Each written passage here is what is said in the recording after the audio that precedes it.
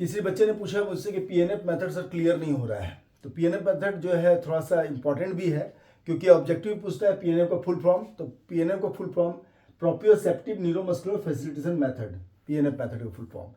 ऐसे 4 मेथड है flexibility development का जो आपको पढ़ना है: ballistic method, static stretching method, dynamic stretching method और पीएनएफ मेथड। जल्दी जल्दी से मैं थोड़ा थोड़ा तीनों को बता देता हूँ।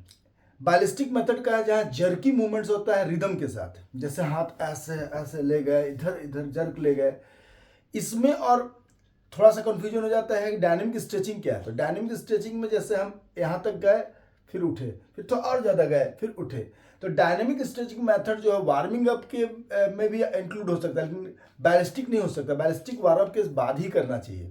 तो बैलिस्टिक मेथड अधिकतर जिम्नास्ट लोग करते हैं और बाकी जिसको ज़्यादा फ्लेक्सिबिलिटी चाहिए वो करते हैं, लेकिन ये इसमें थोड़ा खतरा है, जर्की मूवमेंट ज़्यादा है इसमें जो है, बहुत रिदम के साथ, लेकिन थोड़ा लास्ट में जर्क ज़्यादा दिया जाता है।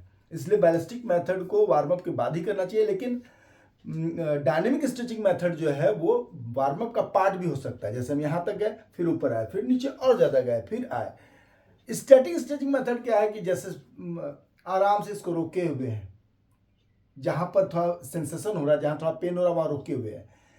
ये जो स्टैटिक स्ट्रेचिंग मेथड है इसी को और आगे तक बढ़ा के पीएनएफ मेथड बना है।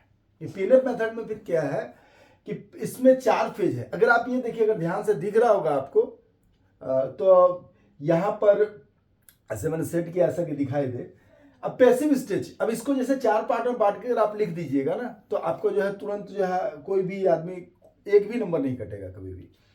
पैसिव स्ट्रेच मतलब सबसे पहले तो देखिए, जिस पर काम किया जाता है उसको या तो हम लोग कहते हैं पर्सन, लेकिन स्पोर्ट्स के लैंग्वेज में या मेडिकल टर्म्स में भी उसको सब्जेक्ट कहा जाता है, जो जिसमें प्रयोग किया जा रहा है। तो जो भी सब्जेक्ट होंगे वो पैसिव स्ट्रेच में आएंगे।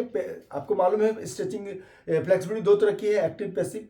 पैसिव मतलब दूसरा कोई मदद कर रहा है। तो पैसिव स्ट्रेच में किसी ने आपको स्ट्रेच किया कहाँ तक, जहां आपका थोड़ा सा दर्द शुरू हो गया, जो आपका लिमिट है, मैक्सिमम लिमिट या मैक्सिमम रेंज है मसल का। एग्जाम्पल के लिए मैं अपने आप को, मेरा ये हाथ ट्रेनर है और ये सब्जेक्ट है, तो मैं यहाँ पर ले गया इसको, अब यहाँ दर्द देने लगा। जब देने लगा तो कितना रोकना है, 10 to 15 सेकंड वहां रोके रखना है। दर्द दे रहा है, दे रहा है, दे रहा है, दे रहा है, दे रहा है, दे रहा है, दे रहा है, 10 सेकंड तक रोके, 10 से 15 सेकंड। उसके बाद आइसोमेट्रिक कॉन्ट्रैक्शन। आइसोमेट्रिक कॉन्ट्रैक्शन क्या है, तो एंटेगोनिस्ट मसल, मतलब जो मसल अपोजिट काम करे, तो इस मसल से हमको अपोजिट फोर्स लगाना है। फिर कितना देर लगाना है, 5 to 10 सेकंड अपोजिट फोर्स जोर से लगाए, जोर से। जो आपको करा रहा है वो छोड़ेगा नहीं, वहीं पकड़े रहे, लेकिन आपको अलग से दम लगाना है अगेंस्ट में, यानी कि जो मसल्स काम कर रहा है उसके अगेंस्ट में। तो आपको रेसिस्टेंस के अगेंस्ट में, तो सब्जेक्ट या person contact the stretch muscle against resistance, जो रेसिस्टेंस लग रहा है उसके अगेंस्ट काम करेंगे 5 to 10 सेकंड। उसके बाद 2-3 सेकंड का रिलैक्सेशन फेज होगा। ताकत लग गया, अब स्ट्रेच रिलैक्स। ये 2-3 सेकंड जब रिलैक्स हुए तो आपका जो मसल काम किया था, जो ज्वाइंट्स काम किया था अपोजिट में, वहां का मसल स्ट्रेच और रिलैक्स्ड होकर फर्दर थोड़ा सा और जाने लायक बन जाता है। ये मैंने करके देखा हुआ है। जब ये यहाँ तक जा रहा था, जब मैंने अपोजिट फोर्स जब रिलैक्स हुआ थोड़ा सा और जाने लायक बन गया। ऐसे करके पीएनएफ मेथड से ही पूरी दुनिया में स्ट्रेचिंग डेवलप होता है, जिसको बहुत ज़्यादा लेवल कर। अब रिलैक्सेशन फेज के बाद डीपर स्ट्रेच, अब जहाँ तक रिलैक्स हुए उसका थोड़ा सा और डीप कर दिया इसको। अब फर्दर थोड़ा सा पेन तो होगा, लेकिन थोड़ा सा और बढ़ जाएगा।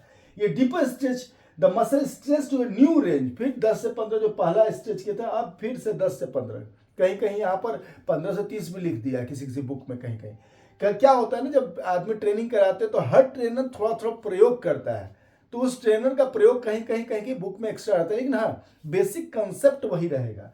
और मैं एक बार बता दे रहा हूँ कि जैसे अगर आपको कन्फ्यूजन हो, डिफरेंट बुक में डिफरेंट लिखा हुआ है, तो जो सीबीएसई की वेबसाइट पे जाइएगा और वहाँ जो एनसीईआरटी है उसी को वो लास्ट मानता है, तो उसको जरूर देख लीजिएगा एक बार कि वहाँ जो उसका जो बुक है एनसीईआरटी का, उसको एक बार फॉलो कर लीजिएगा।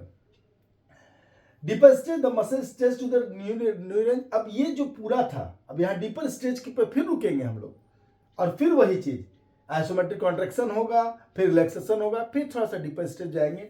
इसको 2 to 5, कहीं 2 to 3 ही लिखा हुआ, कहीं 2 to 4 लिखा हुआ, कहीं 2 to 5। ऐसे हम लोग जनरली एक्सरसाइज करते थे तो 3 to 5 सेट, यानी 3 सेट या 5 सेट करते थे कोई भी एक्सरसाइज को। जिम में भी जाएगा तो 3 सेट या 5 सेट एक्सरसाइज लोग करते हैं इसी चीज़ को रिपीटेशन। तो आप 2 to 5 भी लिखिएगा तो रेंज थोड़ा बढ़ गया, लेकिन इतना ही में सारा रेंज आ जाएगा। तो ये पूरा आपका पीएनएफ मेथड है।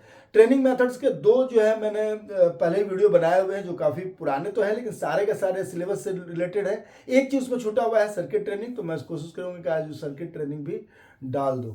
ऑल द बेस्ट एग्जाम्स के लिए।